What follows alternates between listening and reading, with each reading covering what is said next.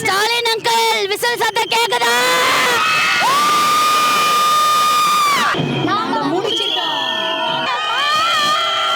ஆட்டத்துக்குலாம் வில்ல வந்துட்டான்டா திமுக காரனே. ஒருத்தர் சொல்லியிருந்தார் மீடியால 10 சீட்டு ஜெயிச்சா அவரை பத்தி பேச மாட்டேன். முதல்ல அவர் வாயை மூட சொல்லுங்க. ஆமா ராஜபாண்டிய தான் சொல்றேன், முதல்ல வாயை மூட சொல்லுங்க.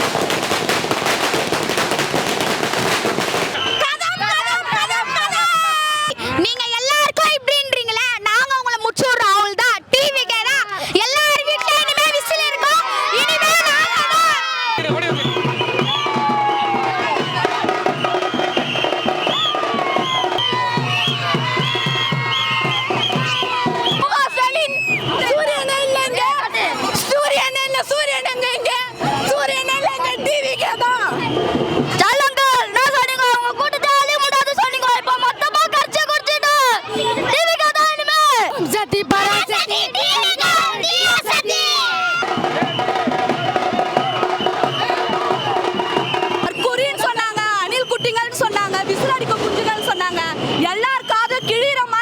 வச்சிருக்கிறோம். 25 வருஷம் அரசியல் வாழ்க்கையே ஜீரோவா ஆகிட்டாரு எங்க தளபதி. சிஎம் தொகுதின்னு கொளத்தூர் தொகுதியை சொல்லுவாங்க, இப்ப சிஎம் தொகுதி எங்க பெரம்பூர் தொகுதியை தான் சொல்லுவாங்க.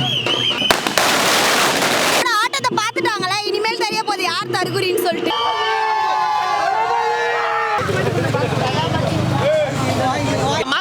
மாசு வந்து அவ்வளவு சீக்கிரம் தொடவே முடியாது. இன்னைக்கு அவரெல்லாம் காலி பண்ணிட்டாங்கன்னா வேற லெவல். அதை ராயபுரத்துல வந்து ஜெயக்குமார்லாம் ஒண்ணுமே இல்லாம போயிட்டாரு. கொளத்தூர்ல ஒரு ஸ்டாலினை தோக்கச்சதுன்னா வேற லெவலுங்க. இதெல்லாம்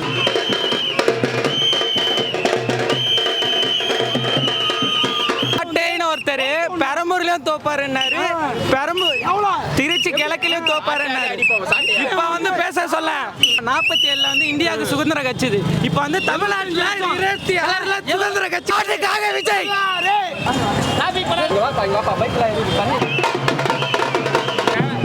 எங்க அண்ணன் இவ்வளவு தூரம் வந்ததே பெரிய விஷயம். இவ்வளவு தூரம் வந்து வின் பண்ணிடுறாங்க, ரொம்ப சந்தோஷம். ஒரே ஒரு வாய்ப்பு தான் கிடைச்சது, ஆனா ஒரு வாய்ப்பை ஜெயிச்சிட்டா. ரொம்ப கமல் வந்திருக்காரு, வேற யாரும் வந்த சீமான் வந்திருக்காரு. ஆனா எங்க விஜய் வந்தோடனே பெருமையாகுது. உங்களுக்கு லட்டு கொடுக்குறாங்க. லட்டு தற்குறியோட ஆட்டத்தை பத்தி சொல்லும். தற்குறியோட ஆட்டத்தை பார்த்துட்டாங்களே, இனிமேல் தெரிய போகுது யார் தற்குறின்னு சொல்லிட்டு.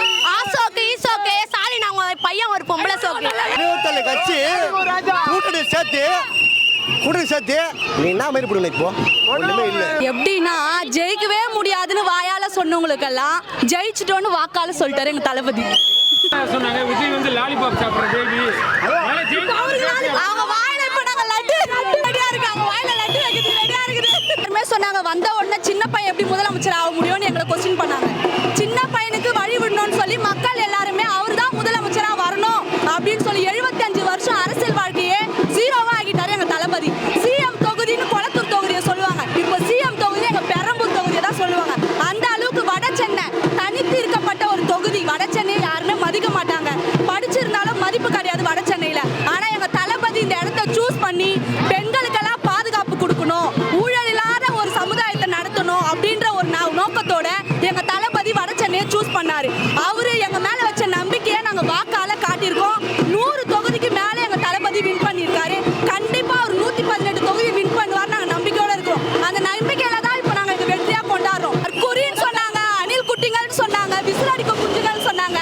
எல்லாருக்காவது கிழிற மாதிரி நாங்க விசில் அடிச்சிருக்கிறோம். எங்களுடைய உழைப்பை போட்டிருக்கோம். எங்க தளபதி வின் பண்ணி வந்திருக்காரு. அதுதான் நாங்க பெரிய சாதனையா நினைக்கிறோம். கண்டிப்பா எங்க தளபதி எல்லாருக்குமே நல்லது செய்வார்னு நினைக்கிறோம். நிஜமா உண்மையா சொல்லணும்னா முதல்வர் தோப்பார்னு நாங்க நினைக்கல. அவரு கொளத்தூர் பகுதியில கண்டிப்பா ஜெயிப்பார்னு நாங்க நினைச்சோம். ஆனா அந்த கொளத்தூர் பகுதியில அவர் பின்னடைவு, அவர் வின் பண்ணல அப்படின்ற போது எங்களுக்கு உண்மையாவே சொல்ற ரொம்ப அது எங்களால எதிர்பார்க்க முடியாத ஒரு சந்தோஷத்தை எங்களுக்கு கொடுக்குது. அதாவது எங்க தளபதி எல்லார் மனசுலயுமே இடம் பிடிச்சிட்டாரு. சின்ன பசங்க தான் ஓட்டு போட்டா ஜெயிப்பார்னு சொன்னாங்க. எல்லா வயசானவங்க இங்க இருக்காங்க, நம்மங்களாம் ஓட்டு போட்டு தான் எங்க தளபதி இப்ப கொண்டு வந்திருக்காங்க. எங்க தளபதி ஆட்டம் இனிமே தான் ஆரம்பம். எல்லாருக்குமே நல்லது செய்யணும்னு மட்டும் அந்த ஒரு நோக்கத்தோட வந்திருக்காரு. கண்டிப்பா நல்லது செய்வாரு, நம்ம எல்லாரும் பார்க்கலாம். அதான் எனக்கு கான்பிடென்ட்டா இருக்குங்க, வெற்றி நிச்சயம். வந்து பேசி வந்து வெளியில காட்டணும் எங்களுக்கு அவசியம் இல்லை. நாங்களாம் பேசாமே ஜெயிக்கிற ஆள் எங்கள் தளபதி மாதிரி தான் நாங்களும் சரிங்களா. ஏன்னா எல்லாம் ஒருத்தர் சொல்லியிருந்தார் மீடியாவில் 10 சீட்டு ஜெயிச்சா அவரை பற்றி பேச மாட்டேன். முதல்ல அவர் வாய் மூட சொல்லுங்க. ஆமாம் ராஜா பாண்டே தான் சொல்கிறேன், முதல்ல வாய் மூட சொல்லுங்க. சீட்டு ஜெயிச்சா நான் இனிமேல் அரசியலே பேச மாட்டேன். இப்போ நாங்கள் 100 மேலே அடிச்சு போட்டோமே, அப்புறம் என்ன சொல்றீங்க நீங்க? அசால்ட்டா ஜெயிச்சிட்டோம் நாங்க இப்போ எங்க தளபதி கிட்ட. ஏன்னா ஃபர்ஸ்ட் 3 வருஷத்துல இது வரைக்குமே யாருமே ஜெயிச்சிருக்க மாட்டாங்க. 3 வருஷம் தான் எங்க ஆட்சி ஆரம்பிச்சது. இந்த 3 வருஷத்துல நாங்க வந்து முதலமைச்சரா எங்க தளபதி உட்கார்ந்துருக்காருன்னா எந்த அளவுக்கு அவருக்கு பவர் இருக்கணும்னு முதல்ல யோசிச்சு பார்க்க சொல்லுங்க. அவர் ஏன் தூக்கியாச்சு? இல்ல கண்டிப்பா வந்து எங்க தளபதி ஜெயிப்பார்னு எங்களுக்கு நம்பிக்கை இருந்தது. ஆனா கொளத்தூர்ல வந்து அவர் தான் ஜெயிப்பாருன்னு எல்லாருமே சொல்லிட்டனால கொஞ்சம் வருத்தமா இருந்தது. ஏன்னா ரீடிங்ல அந்த மாதிரி தான் இருந்தது. ஆனா உண்மையிலேயே அவரையும் தோக்கடிச்சிருக்காருன்னா அந்த அளவுக்கு எங்க தளபதிக்கு எவ்வளவு பவர் இருக்குன்னு நாங்க தெரிஞ்சுக்கணும். 3 வருஷம் இந்த துண்டை போடும் போது எங்களுக்கு வராத அந்த தெம்பு இப்ப எங்க ஜெயிச்சதுல போடும் போது அவ்வளோ சந்தோஷமா இருக்கு எங்களுக்கு. எங்களுக்கெல்லாம் இவ்வளோ ஒரு அங்கீகாரம் கொடுத்துருக்காரு எங்க தளபதிக்கு முத நன்றி. எங்க தளபதி மாதிரி மாஸ் கட்ட யாராலுமே முடியாது. ஏன்னா அதிகமா கஷ்டப்படுற ரோட்டு ஒரு கடை வச்சிருக்கிற அந்த மாதிரி ரொம்ப கஷ்டப்படுற மக்கள் எல்லாருமே விஜய் போட சொல்றாங்க. ஆமா, எந்த மாதிரி ஒரு ஆட்சி கொடுக்கணும்ன்றதே நீங்க சொல்லுங்க. நல்லாட்சி கண்டிப்பா கொடுப்பாரு. நாங்க கண்டிப்பா குறை சொல்ற அளவுக்கு இத்தனை வருஷம் 2 கட்சிக்கார மாத்தி ஆண்ட ஆட்சியை விட பெஸ்டா தான் கொடுப்பாருன்னு எங்களால சொல்ல முடியும். எம்ஜிஆர் கட்சி ஆரம்பிச்சு வந்தாரு. ஆனா அவர் அதுக்கு முன்னாடியே வந்து திமுக எம்எல்ஏவா இருந்து திமுக ஒரு உறுப்பினராக இருந்து அதுக்கப்புறம் பிரிஞ்சு வந்து கட்சி ஆரம்பிச்சு தான் எம்எல்ஏ ஆனாரு. ஆனா தளபதி தனியா நின்று தனியா கட்சி ஆரம்பிச்சு தனியா வந்து இன்னைக்கு இந்த அளவுக்கு வந்து ஒரு வெற்றி பெற்றிருக்காருன்னா இது வந்து வரலாற்று பதவி.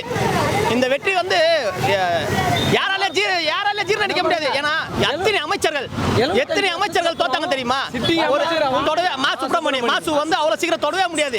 இன்னைக்கு அவரெல்லாம் காலி பண்ணிட்டாங்கன்னா வேற லெவல். அதை ராயபுரத்துல வந்து ஜெயக்குமார்லாம் ஒண்ணுமே இல்லாம போயிட்டாரு. கொளத்தூர்ல ஒரு ஸ்டாலினை தோக்கச்சதுன்னா வேற லெவலுங்க. இதெல்லாம் முதலமைச்சர்